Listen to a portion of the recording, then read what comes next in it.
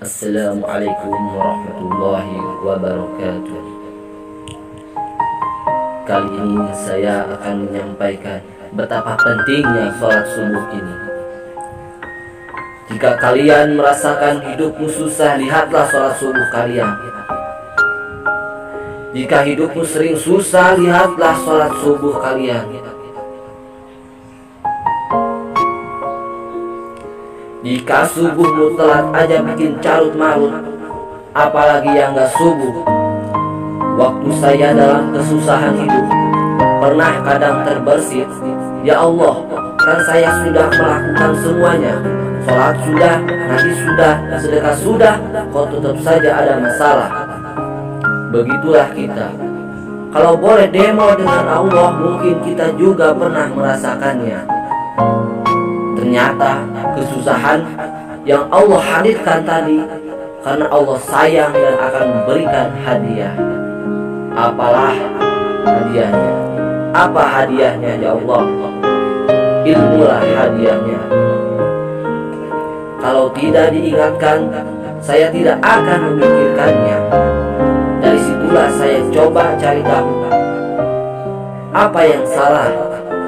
Saya mulai tafakur dari sekian kesalahan dan dosa yang dilakukan, baik yang benar dosa maupun dosa yang dilakukan saat ibadah. Yang mencolok adalah ketika saya sadar sholat subuh saya sering terlambat. Berawal dari ibu saya cerita, beliau juga pernah babak belur waktu muda dan setelah dicek karena sholat subuhnya asal-asalan. Sehingga ketika saya diskusi ke beliau, beliau mulai dengan satu pertanyaan. Apa itu pertanyaannya? Sholat subuh kamu jam berapa?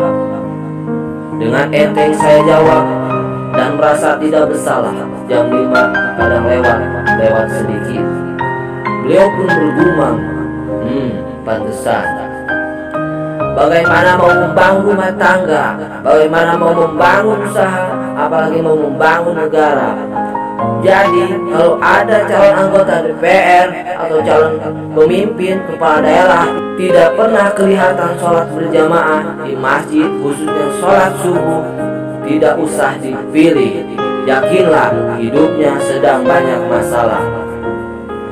Kalaupun rezeki mereka berlimpah, usahanya lancar, lihat saja nanti jika sholatnya tidak terjaga, khususnya subuh, banyak masalah yang dihadapinya, baik masalah kesehatan ataupun masalah keluarga dan yang lainnya.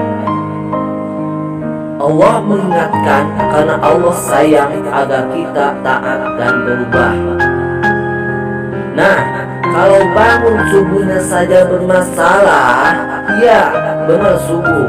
Di situ saya langsung sadar dan memang coba kita perhatikan orang-orang tua kita zaman dulu yang sholat subuhnya disiplin berjamaah di masjid, bukan hanya rezekinya dicukupkan Allah Subhanahu wa ta'ala, tetapi tubuhnya sehat terjaga.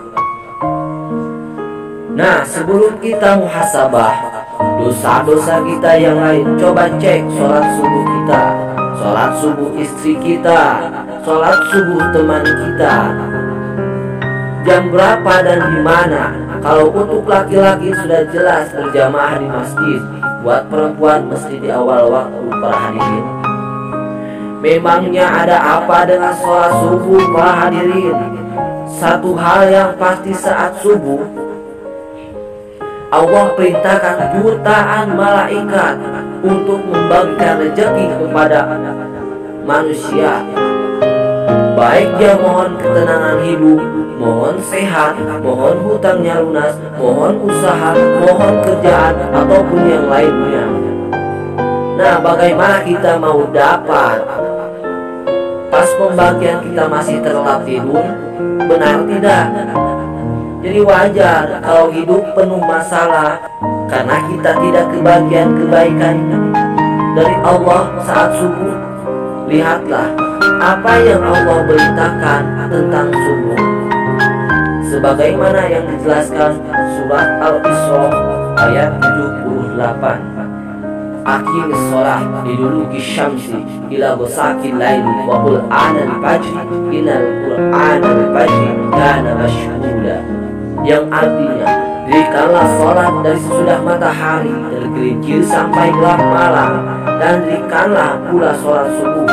Sesungguhnya sholat subuh itu disaksikan oleh malaikat. Para hadirin yang dirahmati Allah Subhanahu wa ta'ala, kenapa hanya sholat subuh yang diingatkan Allah? Coba pikir sendiri diri. Jadi jika kita masih ada masalah hidup yang belum selesai, salah satunya lihat sholat subuh. Kalau ini sudah dilaksanakan, insya Allah barokah. Allah pasti akan menghampirinya. Para hadirin, Turki sudah membuktikan. Turki memiliki banyak kemajuan dan perubahan. Turki menjadi negara maju dan negara yang disegani dan diperhitungkan. Itu hanya berawal dari gerakan sholat subuh berjamaah. Satu negara saja Allah bisa mengubah, apalagi cuma satu orang saja Allah satu rumah tangga pun terlalu kecil bagi Allah Subhanahu wa ta'ala. Hadirin yang dirahmati Allah Subhanahu wa ta'ala, mari kita perbaiki salat subuh kita terlebih dahulu. Semoga kita bisa selalu istiqomah untuk kedepannya. Amin amin ya rabbal alamin. Assalamualaikum warahmatullahi wabarakatuh.